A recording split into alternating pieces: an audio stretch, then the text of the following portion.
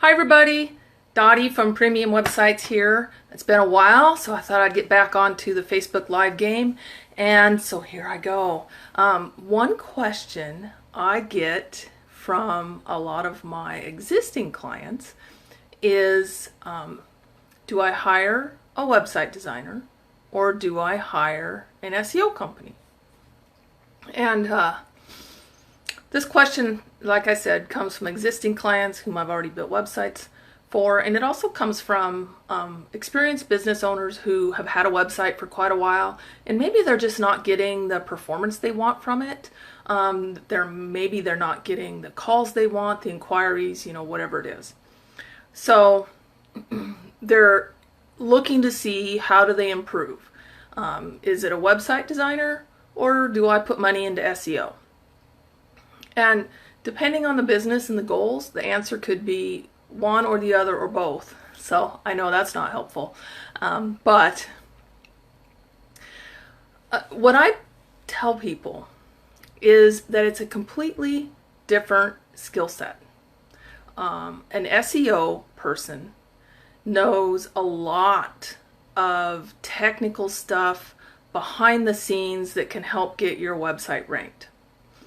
And they supposedly, if you hire a good one, keep up on all of the changes that go on within the search engines, all the updates, everything that they're doing, the research, just a lot. It's a entirely different job than a website designer. Now, that being said, they are somewhat interconnected. So if you were going to hire a website designer to improve your results on your website, whether that be more inquiries, less bounce rate, people staying on your site longer, people finding your site for the right set of keywords versus things that aren't useful to you, all of that kind of stuff falls under the purview of a website designer and an SEO person. So when you do one or the other, and it's really a gray area.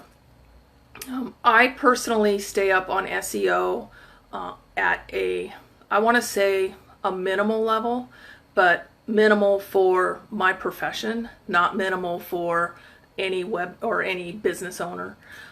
So I follow Yoast, which is one of the most respected SEO companies that provide tools for SEO anyway, worldwide.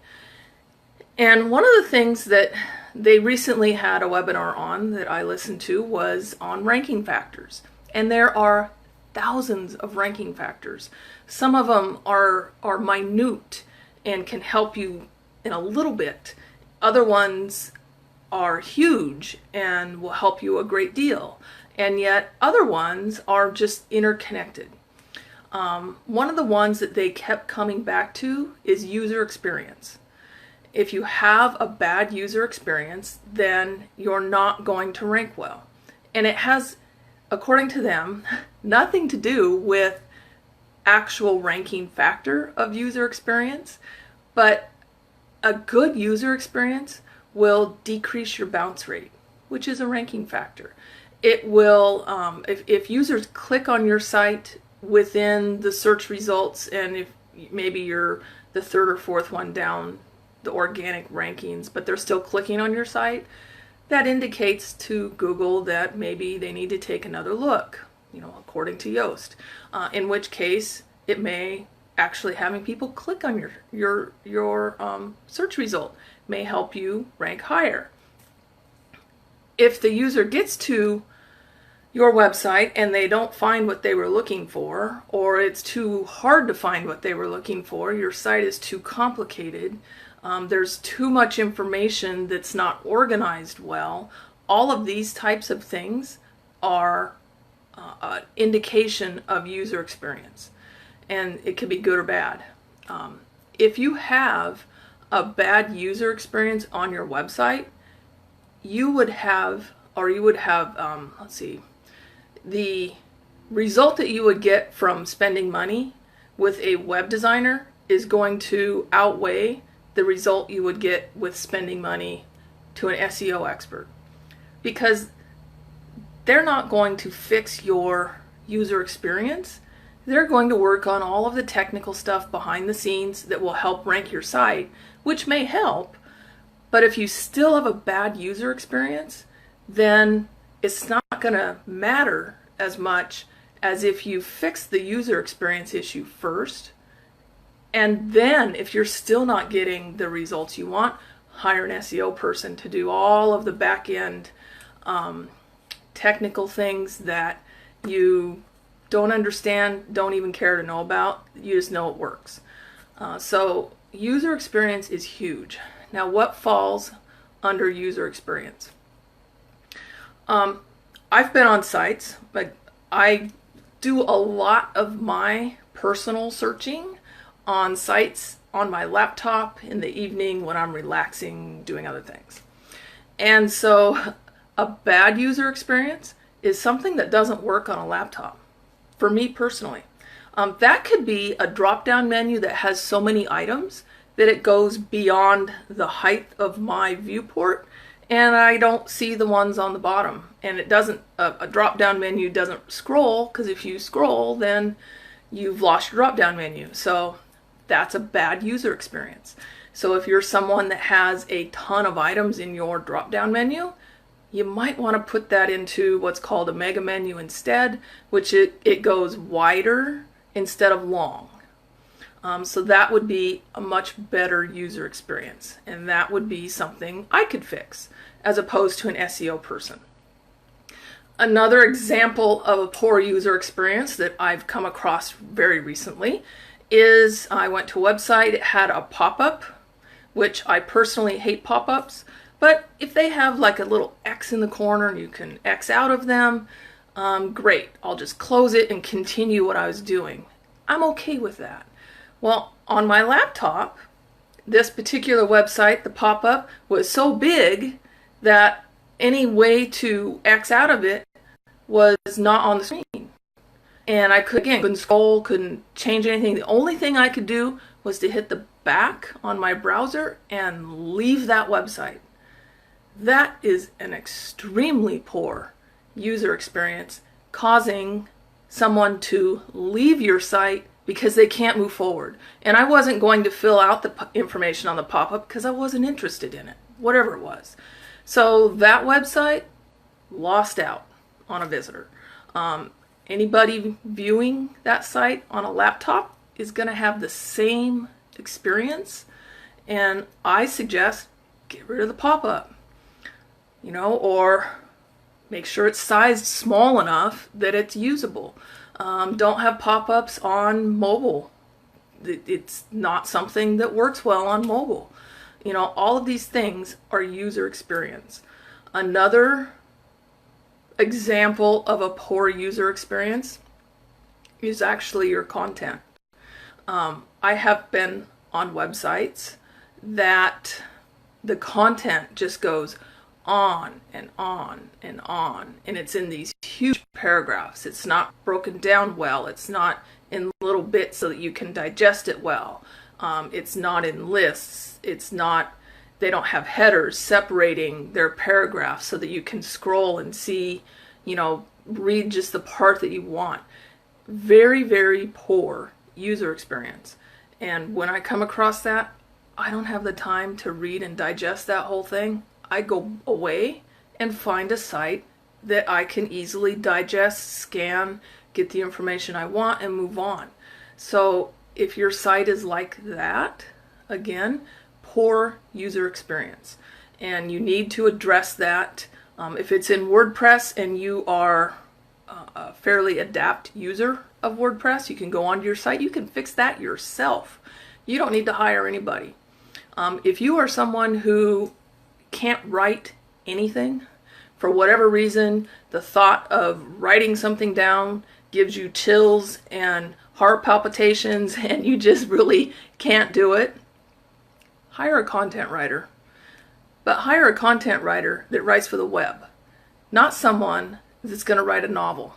They're two completely different skill sets. And believe me, I have tried content writers that say they can write for the web, but really they're more, they do advertising, yellow pages, ads. They do like white papers or technical papers for business that might be 30 pages long.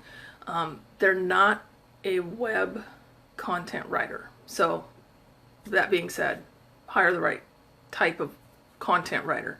But get that fixed on your site. If it's hiring a web designer, a content writer, hiring an employee that can do it, I don't know. You got to get it fixed because that's poor user experience. Another poor user experience with, especially with mobile, is that you, if you've got pages that are like 3 clicks in before you can see them, that's another poor user experience. Get rid of that. Figure out another way. One way that is very user-friendly, especially for mobile, is to have one-page design to where it just keeps scrolling down and down and down, but the sections are broken up so that you can easily visually see the information change. Now, I've seen entire websites done this way. I don't recommend that because, well, let me quantify that. If you are a business and your website is focused around one keyword or one set of keywords that are all related to each other, it might work really well for you. If you are a business that has separate things, so let's look at accounting. You have bookkeeping, you have accounting, and you usually have tax preparation. Depending on the industry or the person, you could have actually tax. They do the taxes instead of just preparing and then sending it to somebody. So that's actually 3 different really big keywords: bookkeeping, tax prep, tax fulfillment, and then accounting. I'm not an accountant, so I don't really know the difference, but 3 completely different types of searches that would be performed for those different keywords. They need their own pages. That way, if someone's searching for bookkeeping, the bookkeeping page comes up, all the information's right there. They don't need to move on. They need to get the information they need and then call, fill out the form, buy the package, whatever it is, all right there on one page. That is a good user experience. If you were to, in that scenario, put all of those on one page, you're going to confuse Google, and they're not really going to know how to serve up this page because it's got 3 really different keywords all on that one page. And so you may not rank well because they don't know how to rank you. If you're causing confusion for a search engine, you're going to cause confusion for a user, and therefore it's a bad user experience. However, like within a page or within a site, you could have a page that has all of one thing on it. An example of that is a client I have coming up, which does hot tubs. We're not going to do their whole site in one page because they do hot tubs, they do fireplaces, they do swim spas, and they have service and they have all these other things. So one page wouldn't make sense, and it would be a really long page, which would be a really poor user experience.